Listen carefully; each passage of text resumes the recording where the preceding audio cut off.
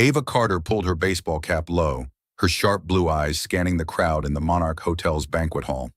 The crystal chandeliers sparkled like fallen stars, reflecting off elegant evening gowns and expensive suits. The clink of wine glasses mingled with polite laughter, but Ava paid no mind to the opulence. In the pocket of her server's jacket, the weight of a mini camera reminded her of tonight's mission. Infiltrate Stonewell Corporation's secret office and photograph any documents proving allegations of money laundering and tax evasion worth billions of dollars. At just 27, she was already one of Urban Pulse's finest investigative journalists, talented, stubborn, and driven by a fierce belief that justice was the only thing worth living for. Ava had grown up in a rundown house on the outskirts, where her mother drowned in liquor and her father vanished without a word. Those memories forged her into someone who never trusted emotions. Love is a dangerous distraction, she told herself each night, sitting before her computer screen, chasing the secrets of the powerful. But tonight she couldn't deny her heart was beating faster than usual. Stonewell Corporation was no ordinary target. Damian Stonewell, the young CEO behind the conglomerate, was a man admired worldwide for his intellect and generosity. But Ava knew better. Anonymous tips sent to the newsroom had revealed a network of offshore subsidiaries, funneling money through intricate accounts, hiding billions from the authorities. If she found proof, this would be the biggest expose of her career. If she failed, she could lose everything: her career, her reputation, and perhaps her life. Ava adjusted the tray of drinks in her hands, feigning busyness as she passed a group of guests discussing the stock market. She'd studied the hotel's layout for a week, knowing the restricted corridor leading to Stonewell's temporary office was on the 5th floor. Just a few minutes, a few photos, and she'd be gone before anyone noticed. 9:47 p.m. Time to move. Ava weaved through the crowd, her steps light but resolute. She set the tray on an empty table and slipped into the emergency stairwell. No cameras here, a rare oversight by the security team. She climbed to the 5th floor, her breath quickening, the camera in her pocket urging her on. The restricted corridor was silent, lit only by dim neon lights casting a glow on the deep red carpet. The office door was a few meters away, its electronic lock glinting in the dark. Ava pulled out a small lock-breaking device, a gift from an old hacker contact. She plugged it into the lock, her heart pounding as the screen flickered. Come on," she whispered. A beep sounded, and the door clicked open. She slipped inside, closed it behind her, and switched on her phone's flashlight. The room was small but modern, with an ebony desk and a metal filing cabinet. Ava wasted no time. She opened the first drawer, flipping through thick stacks of documents. Most were construction contracts and public financial reports, nothing of value. But in the last drawer, she found a thin folder stamped "Confidential." She opened it, her eyes lighting up at the sight of a list of companies in the Cayman Islands, paired with massive transfer amounts. "This is it," Ava whispered, pulling out her camera. She snapped photos rapidly, trying to keep her hands steady. Each click of the camera felt like a heartbeat, thrilling and nerve-wracking. One clear shot, and she'd have enough to start. But then a sound froze her, heavy footsteps in the corridor. A man's low voice carried through, accompanied by the crackle of a radio. "Check the restricted area. Someone disabled camera 3. Ava switched off her flashlight, her heart racing. She stuffed the camera into her pocket and bolted from the room, not bothering to close the door. The corridor was now lit, 2 guards approaching from the stairwell. No way back. She ran the opposite direction, her sneakers pounding the carpet, leading her to a shadowy corner with an unmarked door. She pushed it open and plunged into darkness. The small room smelled faintly of wood and cologne. Before she could get her bearings, she collided with a tall figure. A strong hand gripped her shoulder, steadying her. In her panic, Ava heard the guards right outside. "Check this room!" And without thinking, she pulled the man down, her lips meeting his in a sudden kiss. Time seemed to stop. His breath was warm, carrying a hint of mint and something deeper, unnameable. Ava felt his heartbeat, strong and steady, a stark contrast to the chaos within her. She closed her eyes, pretending to be lost in the moment, but her mind was taut, waiting for the sound of retreating footsteps. The voices outside faded, then disappeared. Ava opened her eyes, intending to pull back, but the man gently held her, his low voice whispering in her ear, "You're awfully bold." She flinched, pushing him away, but before she could flee, the room's lights flicked on. Ava blinked, adjusting to the brightness, and then her heart seemed to stop. The man before her wore a black suit, tall, with dark brown hair falling slightly over his forehead. His gray eyes pierced hers, curious and dangerous. A half-amused, half-knowing smile played on his lips, as if he'd just uncovered an intriguing secret. Damien Stonewall. Ava felt the blood drain from her face. She'd studied him for months.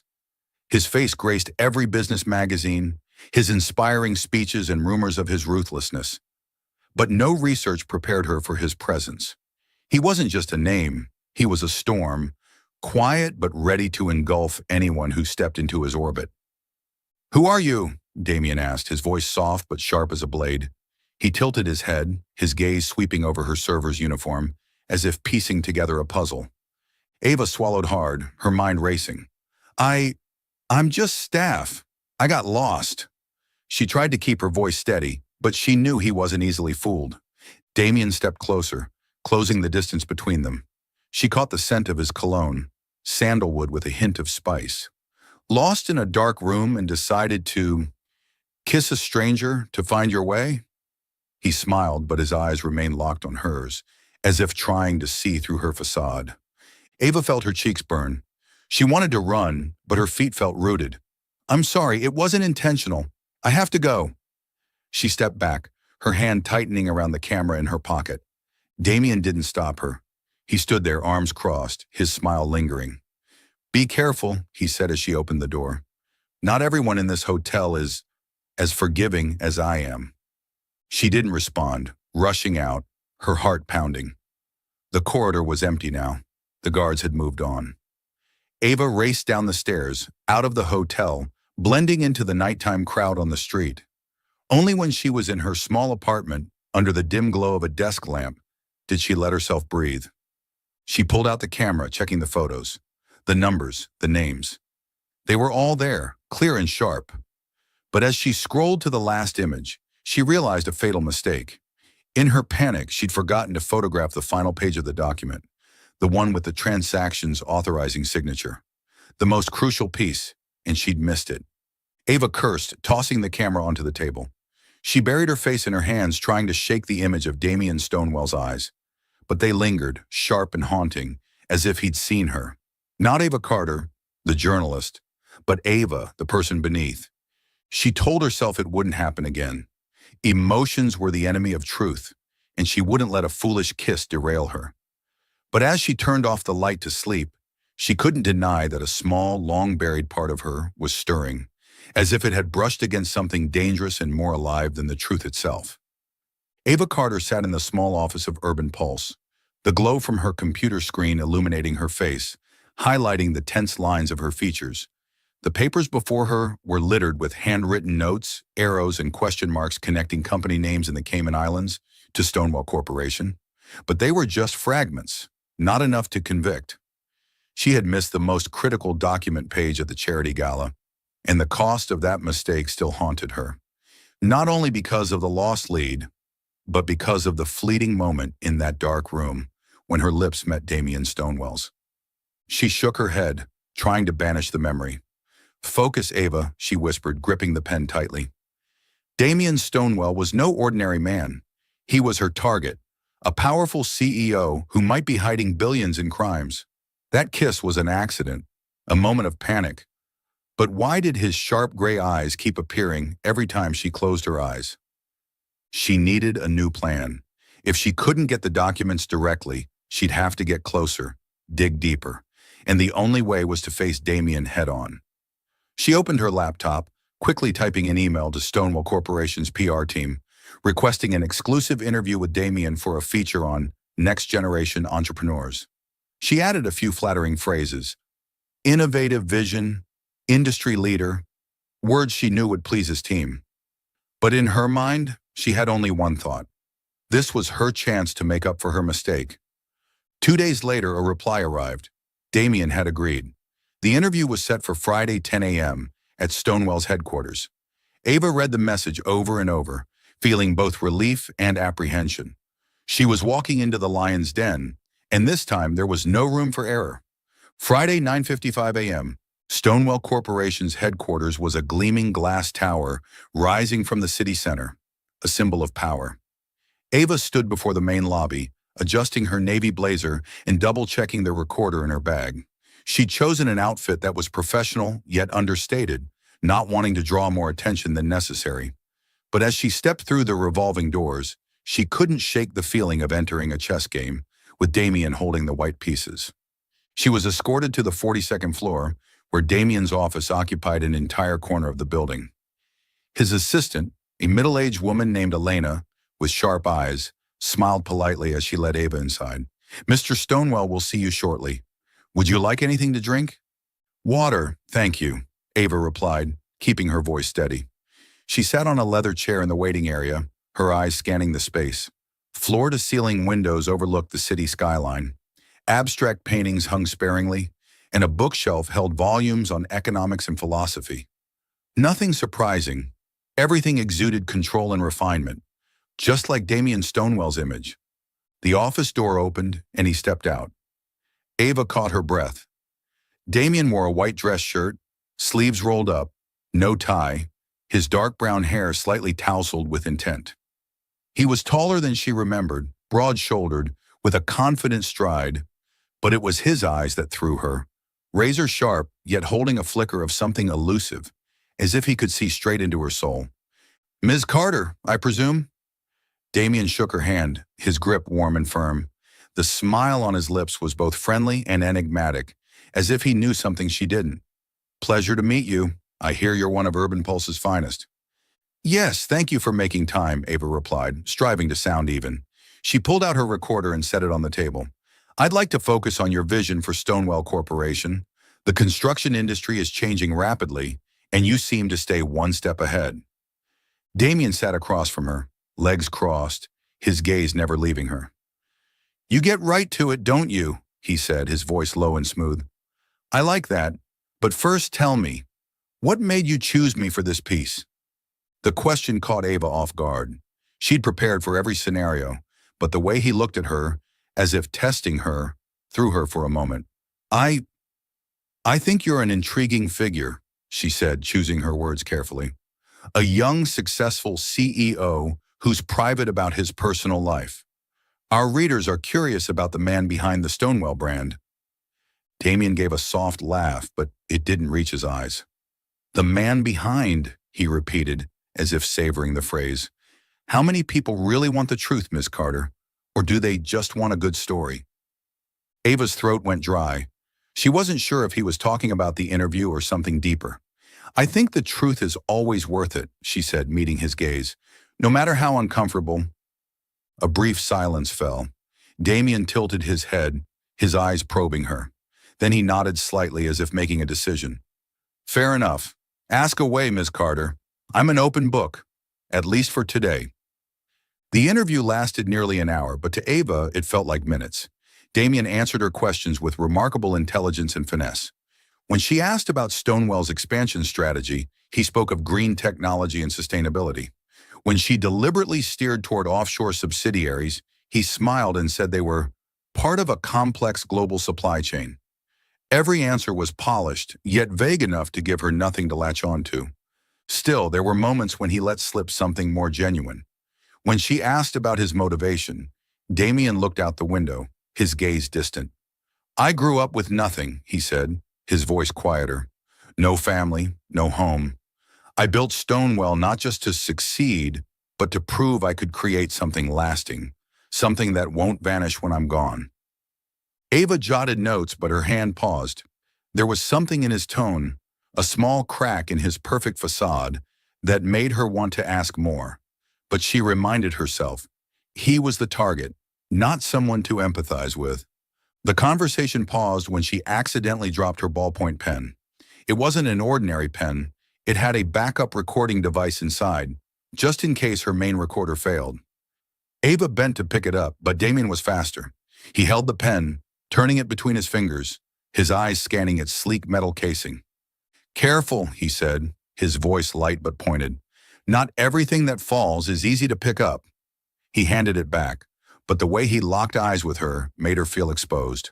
He knew, or at least he suspected. "Thank you," Ava said, forcing calm. She slipped the pen into her bag, her heart racing.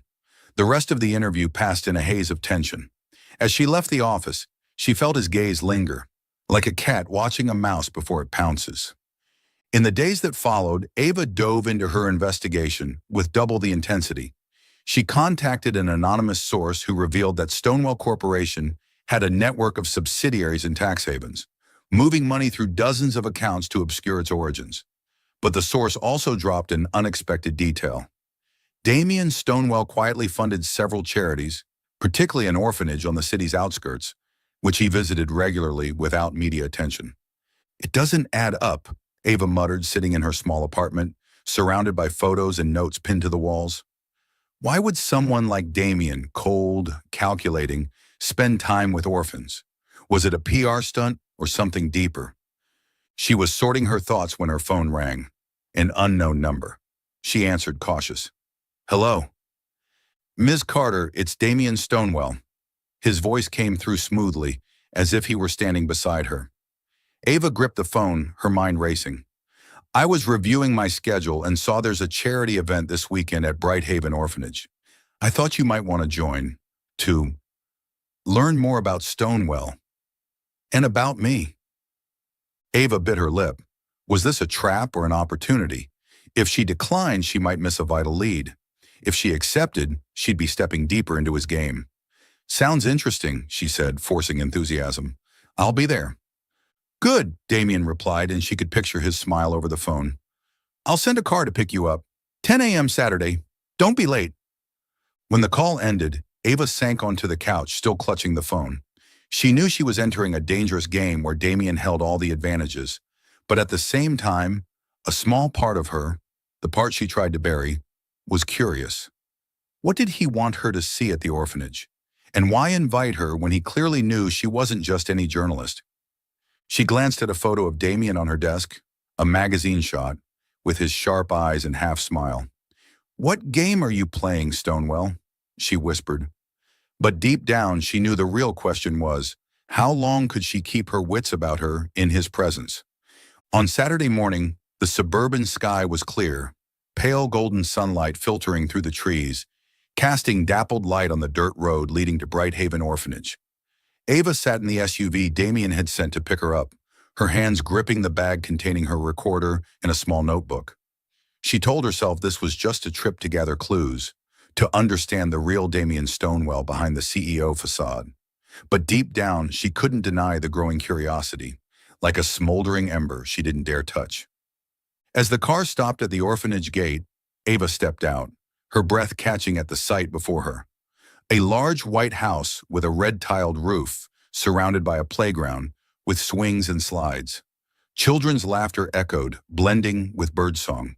It didn't feel like a flashy charity meant to polish someone's image. This place was warm, simple, like a true home. Damien stood in the yard, but not the Damien she'd met in his office or seen on magazine covers. He wore a gray t-shirt and faded jeans, kneeling on one knee to fix a bicycle wheel for a boy about 6 years old. His hair was tousled, falling over his forehead, and the smile on his face was so genuine that Ava froze mid-step. No suit, no piercing gaze, no veneer of power, just a man trying to make a child smile. "Look, Ben, this wheel's smoother than a race car now," Damien said, ruffling the boy's hair. Ben beamed, pedaling around the yard, shouting with excitement. Damien stood, brushing his hands, then turned and caught Ava's gaze. His smile faltered for a second, replaced by something deeper, as if he'd found something he didn't know he was searching for. "You made it," he said, walking toward her. His voice was gentle but carried an undeniable pull, each word chosen to draw her into his orbit. "I thought you'd like this place." Ava nodded, striving for professionalism. "It's nicer than I expected," she replied, her eyes scanning the yard. "Not like what I've read about Stonewell's charity projects." Damien gave a soft chuckle, not the sardonic one she'd seen before. "That's the point. This place doesn't need spotlights. It just needs the kids to feel safe." He gestured for her to follow. Come on, I'll introduce you to everyone. The morning passed like a breeze. Ava walked with Damien, meeting the children and staff. There was Lila, an 8-year-old with wide eyes, clinging to Damien like a shadow, calling him Papa Damien with proud affection.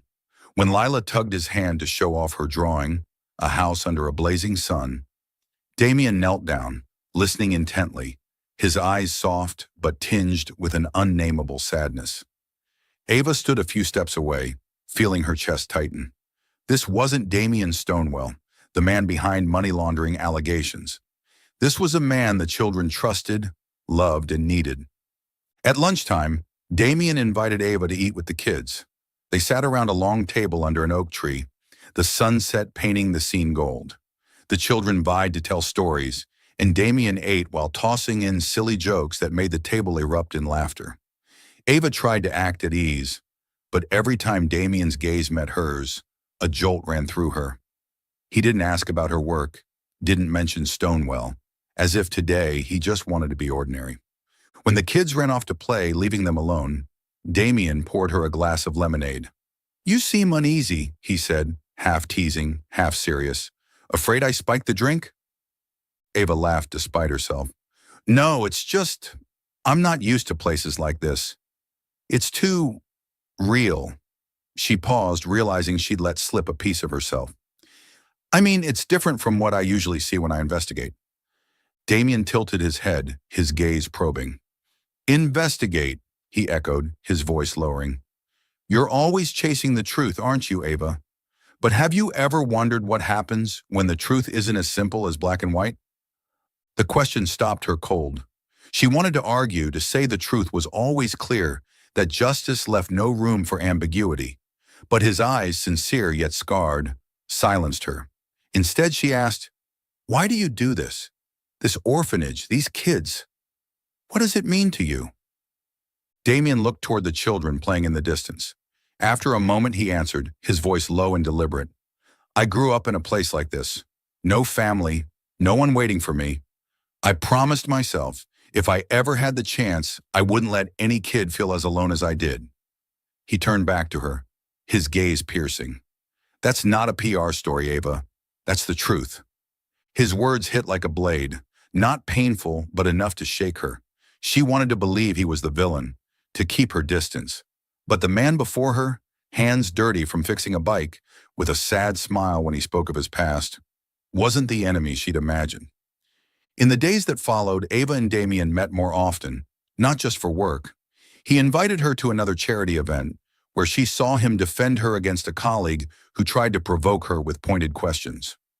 "Ms. Carter is my guest," Damien said, his voice like steel, his glare silencing the man. Later, as he drove her home, he pulled over on a quiet road, the dim streetlights casting shadows inside the car. They talked about things unrelated to Stonewell, childhood dreams, hidden fears. When his hand brushed hers on the seat, Ava's heart raced, as if she stood on the edge of a cliff. But meanwhile, her investigation took a turn. A former Stonewell employee from the finance department contacted her through an anonymous channel. After tense negotiations, he handed her a USB drive containing detailed records of Stonewell's tax evasion, lists of offshore transactions, secret bank accounts, and even Damien's signature on some contracts. This was the proof she needed, the weapon to bring him down and expose the truth. Ava sat in her apartment, plugging the USB into her laptop, her eyes glued to the screen as files loaded. Massive sums, shell company names, all laid bare. She began writing her article, the headline flashing on the screen. Stonewell Corporation, an empire built on secrets. But with every word she typed, Damien's image surfaced, laughing with the kids, his eyes when he spoke of his childhood, the way he looked at her like she was the only person in the world. That night she got a text from Damien. Just one line. "Meet me at my office, 10 p.m. I need to tell you something." Ava held the phone, her heart pounding. She knew she shouldn't go, but her feet were already moving toward the door. Damien's office was dark, lit only by the city lights streaming through the glass. He stood by his desk, no jacket, shirt sleeves rolled up. When she entered, he didn't smile, didn't joke, There was only a heartbreaking sincerity in his eyes. "Ava," he said, his voice rough, "I know you're investigating me. I've known for a while." She froze, clutching her bag. You knew." Her voice trembled, not from fear, but from something deeper. Damien stepped closer, closing the distance. "I let you get close because I wanted you to see me. Not the CEO, not Stonewell, but me. Because you make me want to be a better man." He paused, his eyes locked on hers. "I'm not asking for forgiveness. I just want you to know the truth." His confession crashed over her like a wave, shattering her defenses. Ava felt her eyes sting, but she refused to cry. "Why?" she whispered. "Why do it? Tax evasion, money laundering. If you knew it was wrong, why not stop?" Damien turned away, his hand gripping the chair. "Because I thought I could control it. Because I thought the money could do good. Like the orphanage. Like the things I never had as a kid." He faced her again, his eyes raw. "But then I met you and I realized, I don't want to be the man you have to destroy." Ava shook her head, tears spilling over. "You don't get it, Damien. I can't stop. The truth is all I have." She stepped back, fleeing from him. That night rain poured in sheets. Unable to sleep, Ava ran to Damien's house, her clothes soaked, hair plastered to her face. She pounded on the door, heedless of the bone-deep cold. When Damien opened it, his eyes filled with worry, he pulled her inside, wrapping a blanket around her. "Why do you make me so confused?" Ava shouted, her voice breaking. "Why can't you just be the bad guy? Why do you have to make me love you?" Damien froze, then stepped forward, pulling her outside into the rain, where they faced each other under the gray sky. Water streamed down his face, but his eyes never left her. "Because I love you too," he said, his voice hoarse. "And because from that first kiss, that reckless kiss in the dark at the Monarch, I was drawn to you, Ava. You crashed into me, bold and fearless, and I knew right then you'd change everything. I can't let you go, even knowing you might be the one to ruin me." His confession was a flame, both warm and searing. Ava shook her head, tears mingling with the rain. "You can't say that," she whispered, her voice choked. "You can't make this harder." But she didn't pull away. She surged toward him, her lips finding his, and they kissed in the rain, fierce and painful, as if it were their last. His lips were warm, tasting of rain and an unspoken promise. Ava sobbed, clutching his shirt.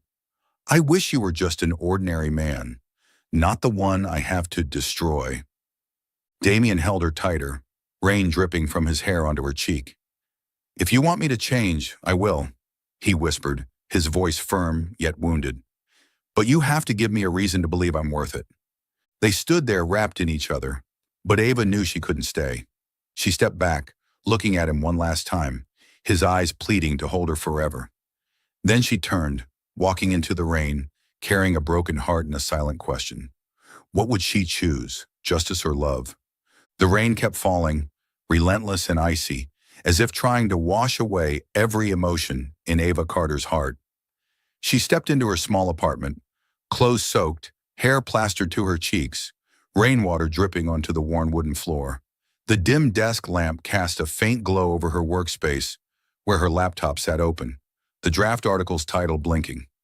Stonewell Corporation, an empire built on secrets.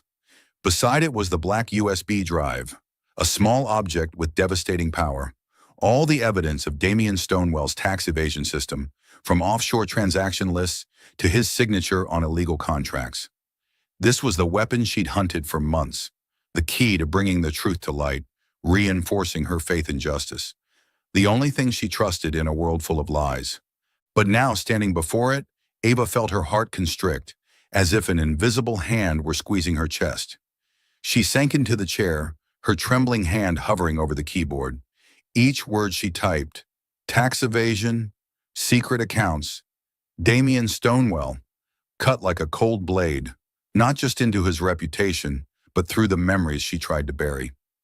Damien's smile as he knelt to fix Ben's bicycle, the gentle look in his eyes as he told silly stories to make Lila laugh, the way he held her in the pouring rain, whispering he'd change if she gave him a reason, all vivid and heartbreaking.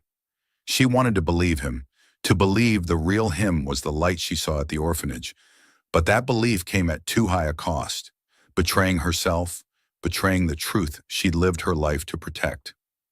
Ava leaned back, burying her face in her hands, nails digging into her skin as if to anchor some clarity. In her mind, two opposing images of Damien clashed fiercely.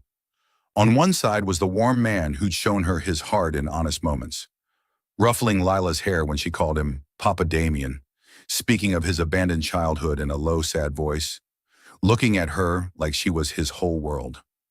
On the other was the figure behind the cold numbers in the documents, billions funneled through secret accounts, shell companies built to hide crimes, his signature on every page like a declaration he'd chosen darkness. How could one person be both light and shadow, both the hero to those kids and the deceiver of justice? She stood, pacing the cramped room, her steps heavy as if carrying the weight of the world. This apartment had been her sanctuary, where she built her investigations, where she felt in control.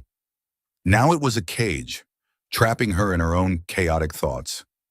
She stopped at the bookshelf where her investigation journals stood neatly aligned, each one a story she'd exposed, a triumph of truth. But this time, triumph meant destroying the man she loved, destroying the good he'd done, like Brighthaven Orphanage, like the smiles of those kids she couldn't forget. She opened a cabinet, pulling out an old bottle of red wine, a gift from a colleague she'd never touched. She poured a glass, the deep crimson liquid catching the light, but she only stared at it, not drinking. Wine couldn't calm the storm in her heart, couldn't silence the two voices screaming in her head, one urging her to hit send and publish the article, to let justice prevail, the other whispering that if she did, she'd lose Damien forever, and perhaps her faith in compassion along with him. She returned to the laptop, deleting the article's title with a decisive keystroke, then typed a new one, Damien Stonewell. Hero or fraud? But even that felt wrong. It was too simple, too judgmental, as if the world were only black and white, when Damien was a canvas of grays, complex, contradictory, and beautiful in a way she couldn't explain. She deleted it again, the blank screen a challenge to face herself. "Who am I without the truth?" she whispered, her voice lost in the empty room. But another deeper question echoed within. Who am I without him? That night, Ava didn't sleep. She sat before the laptop, opening each file on the USB, rereading the lines etched into her mind. Transaction lists, massive sums, shell company names, all undeniable. This was the truth she'd spent her life chasing, and it lay before her, waiting for a decision. But every time she reached to type the article, Damien's image intruded, a ghost she couldn't banish. His eyes as he spoke of his lonely childhood, his voice confessing she made him want to be better, the way he stood in the rain, holding her like she was his only anchor. She snapped the laptop shut, the click ringing in the silence like a verdict. She stood, her body heavy, but in a sudden surge she knew she had to see him one last time. She didn't know what she'd say, didn't know if words could free her from this torment, but she needed to look into his eyes to see him again, even if it was the end. She drove to Damien's penthouse, her heart pounding, each beat a reminder she was nearing a fateful crossroads. The city sparkled with nighttime lights, but they couldn't pierce the darkness within her. When she knocked, Damien opened the door almost instantly, as if he'd been waiting. He wore a black t-shirt, hair slightly mussed, his eyes filled with concern as he saw her standing there, her thin coat no match for the cold wind. "Ava," he said, his voice rough, laced with a tenderness that made her want to break. "Come in, it's freezing." She shook her head, staying at the threshold, afraid that stepping inside would sap her strength to leave. "No, I won't stay long. I need to tell you something." She took a deep breath, trying to steady her voice, but tears welled up, hot and unstoppable. "I found the evidence, Damien. Everything. The offshore accounts, the transactions, your signature. I could destroy you right now." Damien didn't flinch. He just looked at her, his gaze calm but heavy with deep pain. "I know," he said, his voice soft as a breeze. Each word weighted. I knew from the moment you walked into my office, but I let you get close because I hoped you'd see something worth saving." His words hit her heart like a fist, unrelenting. Ava clenched her hands, nails digging into her palms, as if physical pain could drown out the ache inside.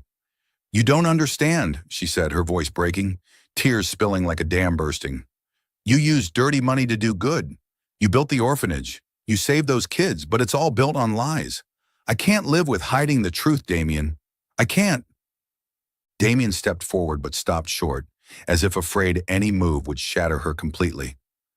"I never wanted you to choose between me and yourself," he said, his voice firm yet wounded, as if he felt her pain as his own. "If the truth is what you need, do what you have to. I won't blame you." She looked at him, tears streaming down her cheeks, blurring his face. "I want to hate you," she whispered, her voice frail like a plea. "I want you to just be the bad guy, so this would be easier. But you made me love you, and I don't know how to stop." Damien closed his eyes as if her words were a knife through him. When he opened them, they shone with a pain she'd never seen, raw and real. "I love you, Ava," he said, his voice hoarse, as if it took everything to say it. "But I won't hold you if it means you lose who you are." She stepped back, shaking her head, tears falling to the floor like tiny raindrops. "Goodbye, Damien." She turned, walking out of the building, not looking back, though each step felt like plunging into an abyss. In her car, she clutched the steering wheel and sobbed, wrenching cries tearing through her chest, echoing in the confined space. She wasn't just leaving him. She was leaving a part of herself, the part that dared to hope, to love, if only for a moment. And in that pain, she knew her choice, whatever it was, would change her forever. 2 days later, Ava stood in a small wooden cabin near Brighthaven Orphanage. She'd rented it from an acquaintance, needing a quiet place to think. The fireplace crackled, flames dancing on the wooden walls. On the table lay a stack of papers, all the documents from the USB, printed page by page.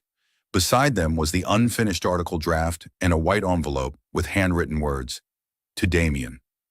She picked up the documents, her fingers tracing the numbers and signatures. This was the truth she'd devoted her life to finding. One article, one click of send, and Damien Stonewell would fall. Stonewell Corporation would face investigation, and she'd be the journalist famed for bringing light to darkness.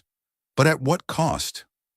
Lila's smile when she called Damien "Papa," Ben's eyes as he rode his newly fixed bike, her own heart, now entwined with a man she couldn't save. Ava knelt before the fireplace, her hands trembling as she held the papers toward the flames. She paused just for a second, as if waiting for someone to stop her, but no one came. She let the papers go, watching them curl, blacken, and turn to ash. The article draft followed, each page burning brightly, as if torching her faith in justice. She sat there staring at the fire until it dwindled to embers. Then she took the letter, rereading it one last time. The slanted words written in black ink were all she could say. "Damien, I love you, but I can't love someone I don't trust. The truth is my light, and I can't live in darkness, no matter how warm it feels. I'm leaving so you can choose your path again. Don't look for me." Avenue. She folded the letter, sealed it in the envelope, and left it on the orphanage's kitchen table the next morning, asking a staff member to give it to Damien. She didn't stay to see the kids, didn't dare face Lila or Ben, afraid their eyes would sway her. A week later, Ava left the city. She resigned from Urban Pulse without explanation, saying only that she needed time to find herself. She moved to a small town hundreds of miles away, working for a local paper, writing about simple things, farmers markets, fall festivals, ordinary people. The job wasn't challenging, but it was safe, sparing her from heart-wrenching choices. She rented a small apartment with a window overlooking wheat fields. Each evening, she sat by the window, watching the sunset, wondering if she'd done the right thing. She didn't regret burning the documents. It was the only way to protect what Damien had built for the kids. But she regretted loving him, letting him into her heart, where now there was only an unfillable void. Sometimes she opened her phone, scrolling through articles about Stonewell Corporation. No scandals, no investigations. Damien was still CEO, still appearing at charity events, his perfect smile intact. She wondered if he'd read her letter, if he understood why she left. But she didn't call, didn't write, didn't go back. She'd chosen the light, though it was cold and lonely. In his penthouse, Damien held Ava's letter, rereading it until he knew every word by heart. He stood by the window, looking over the city, but saw only her face, her tears in the rain, her voice saying she loved him. The letter was a goodbye, but also a call, a challenge to face himself. He set it down, his hand tightening. "You're right, Ava," he whispered, his voice lost in the dark. "I have to choose my path again." Damien Stonewell stood motionless in his sprawling penthouse, the city lights outside the window casting cold streaks across his face. On the glass table before him, Ava's letter lay quietly, its slanted black ink words etched into his mind, sharp and indelible. 3 weeks had passed since she left, but each day only widened the void in his heart, like a wound left untended, quietly aching and never healing. The city below glittered, a world of power, money, and ambition he once ruled. But it was no longer his world, his true world, the light he hadn't known he needed until it was gone, had left him with a letter and a goodbye. He picked up the letter, his fingers tracing the worn creases from reading it hundreds of times. "I love you, but I can't love someone I don't trust.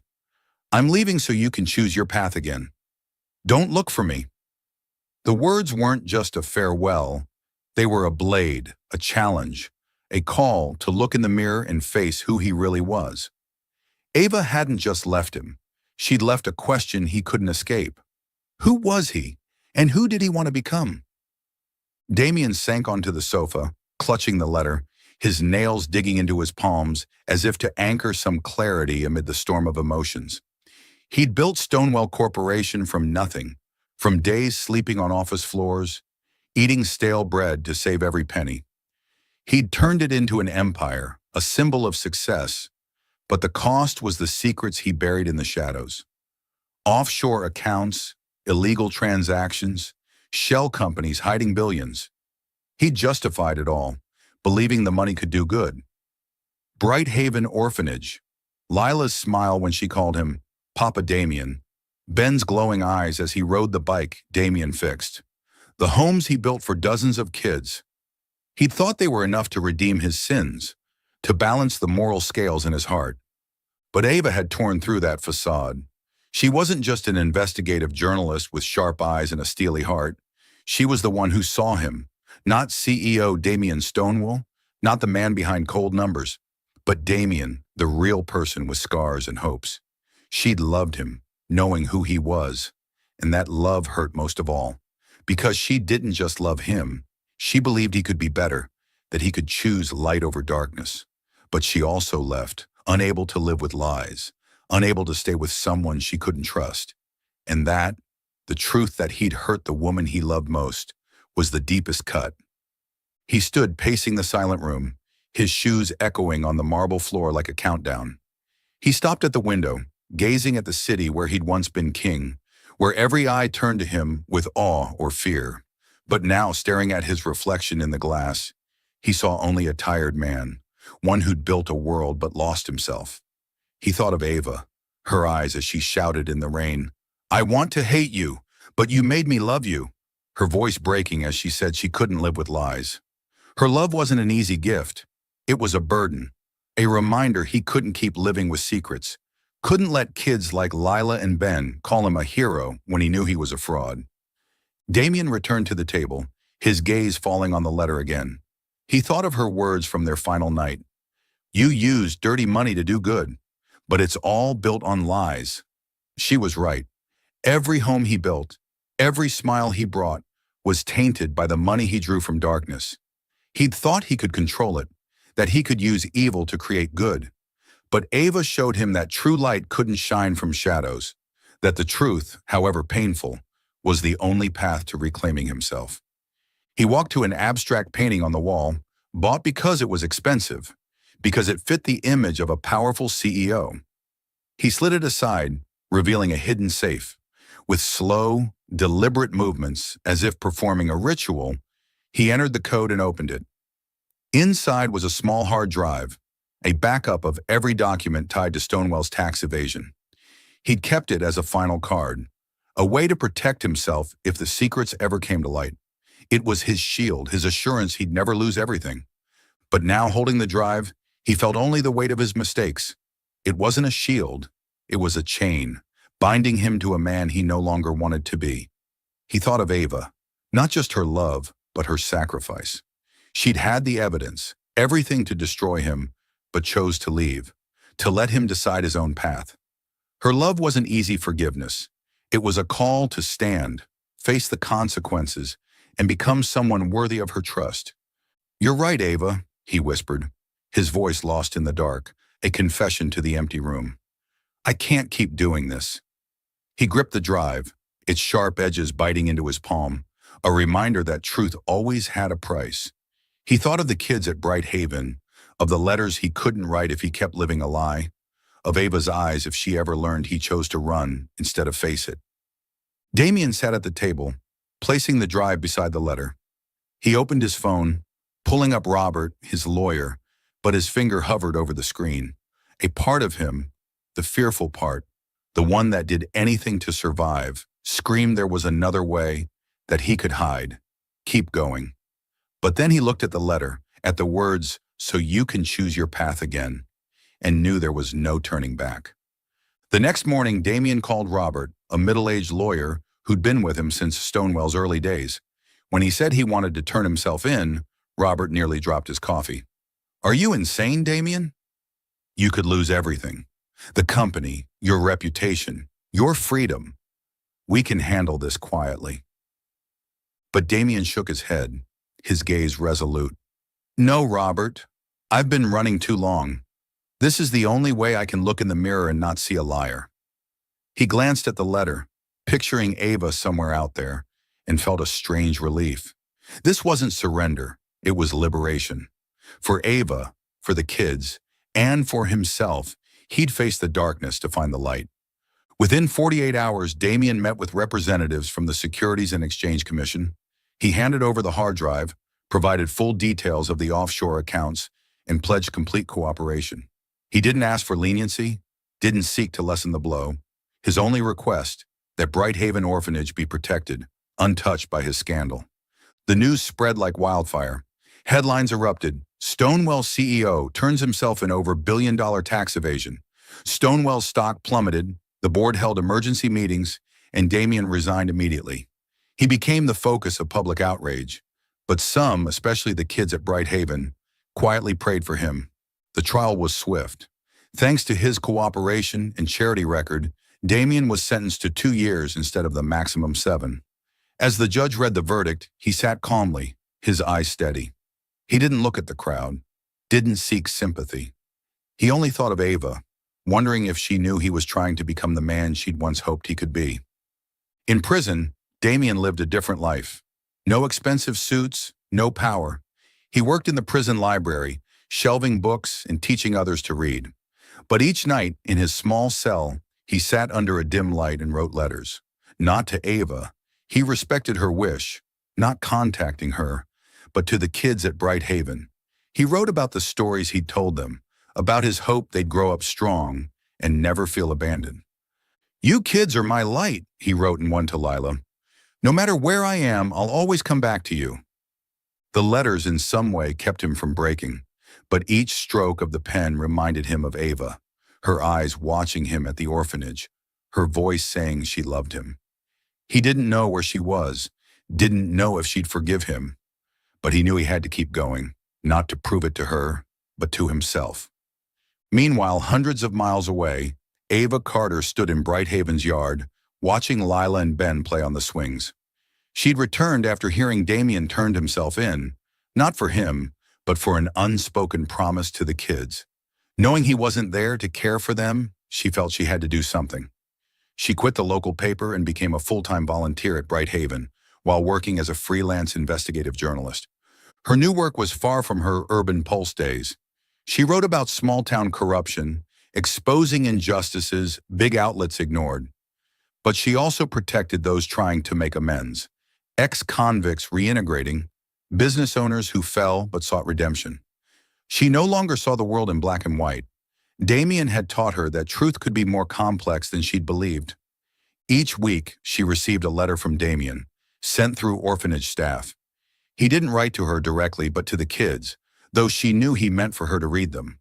The letters spoke of his life in prison, the books he read, his promise to return. They didn't beg forgiveness or ask her back, but each line was a gentle knife, both painful and making her proud.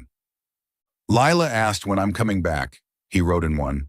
I told her I'm learning to be a better man, so one day I'll be worthy to stand before you all, and before someone else I hurt. Ava read the letters in her small room at Bright Haven, a flickering oil lamp casting shadows on her face. She didn't reply, didn't write back, not because she didn't want to, but because she was afraid. Afraid that opening her heart again would leave her too weak to stay distant. But when Lila hugged her, asking about Papa Damien, her heart stirred, both aching and hopeful. She started a journal, recording her thoughts about Damien, the kids, herself. You're changing, she wrote one night as rain fell outside, and so am I. But I don't know if our paths will cross again. 2 years passed faster than Ava expected. She became integral to Bright Haven, not just a caretaker but a storyteller, a bike fixer, a comforter when the kids missed Damien. She was no longer the Ava Carter of Urban Pulse, living only for the hunt for truth. She was Ava learning to forgive, not just Damien, but herself. Meanwhile, Damien spent his final prison days with one goal: to start anew. He took courses on nonprofit management, planning a new project, a fund for orphans and ex-convicts reintegrating. He didn't dream of reclaiming Stonewall's glory. He wanted to build something real, the way Ava believed in truth. One morning, as he received his release papers, he stood at the prison gate, breathing free air. In his hand was a final letter for the kids, but this time he added a line for Ava. If you read this, know I've never stopped trying to be the man you saw in me. The early morning at Bright Haven Orphanage was crisp, carrying the scent of freshly cut grass and the cheerful chirping of birds. Ava Carter sat on a wooden bench under the oak tree, a picture book open on her lap, surrounded by children listening intently. Lila, now 10, sat close, her wide eyes sparkling as Ava read about a little dragon finding its home. Ben, the boy who once rode the bike Damien fixed, fidgeted restlessly, tossing in innocent questions that made the group burst into laughter. Ava smiled, her voice gentle yet vibrant. Over the past 2 years, she'd become indispensable to Bright Haven, not just a caretaker, but a friend, a sister to the kids. She still wrote, now as an independent investigative journalist, focusing on stories that exposed evil while celebrating redemption. Her work was no longer a relentless battle for truth, but a journey to find light in darkness, a lesson she'd learned from Damien Stonewall. Yet despite embracing her new life, her heart carried a void. Damien's letters, sent through the kids during his 2 years in prison, were proof he was changing. He wrote of books he read, plans he cherished, and his promise to return to Bright Haven. She didn't reply, not out of anger, but because she feared opening her heart would leave her unable to bear losing him again. But today, as sunlight filtered through the leaves, she felt an odd premonition, as if something was about to happen. Ava, keep reading, Lila urged, snapping her out of her thoughts. Ava smiled, about to open the book, when a faint sound from the gate made her look up.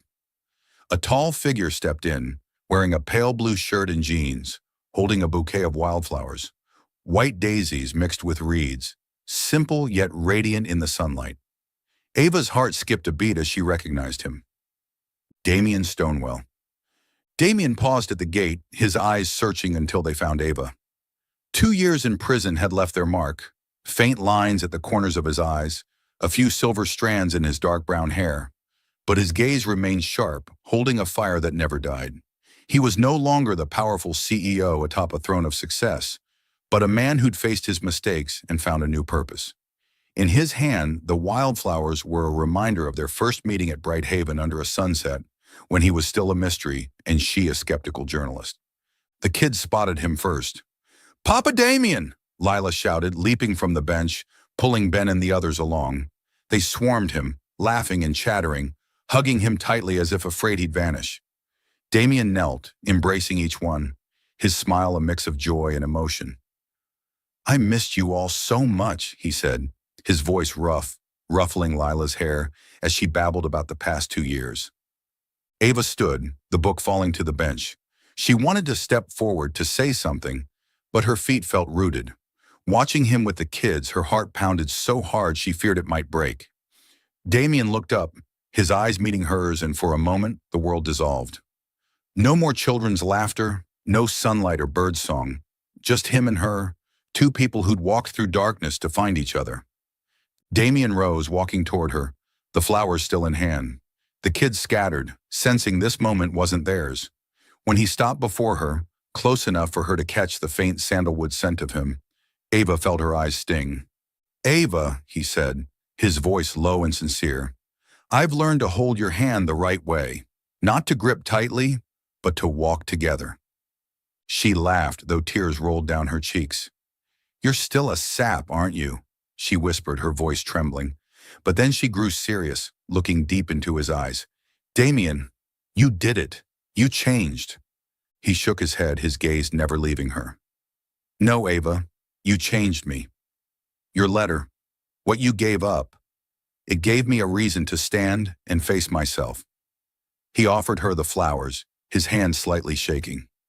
"I'm not promising you the world, but I promise to spend my life trying to be worthy of you, if you'll give me a chance."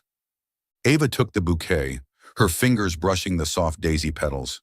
She thought of the past 2 years, the nights reading his letters by lamplight, the days caring for the kids to keep her promise, the moments she wondered if she could forgive. But now looking at him, she knew forgiveness wasn't about erasing the past. It was about choosing to build a future. She stepped forward, wrapping her arms around him, burying her face in his chest. Damien enveloped her, holding tight as if afraid she'd slip away. The kids cheered, bouncing around, and Ava laughed through her tears, feeling his warmth like a promise that everything would be okay. That afternoon, Brighthaven's yard buzzed with energy. The kids threw a welcome back party for Damien, with homemade cookies and lemonade Ben mixed, sweet enough to make everyone wince. Damien sat among them, retelling stories from his letters, but now he glanced at Ava with each word, as if she were the only one who needed to hear. As the sun began to set, Damien stood, pulling Ava to the center of the yard. The kids fell silent, sensing something special. He dropped to one knee, pulling a simple ring from his pocket, not sparkling with diamonds, just a silver band with delicate leaf engravings. "Ava Carter," he said, his voice steady but thick with emotion, "I once promised I'd never let you go. But now I want to ask, will you hold my hand, face every challenge together, not just today, but forever?" Ava covered her mouth, tears falling again.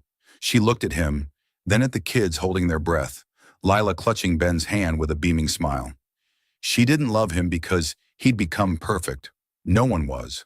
She loved him because they'd found light in darkness together, because he'd risen after his mistakes, and because her heart belonged to him. "Yes," she whispered, her voice choked. "I will."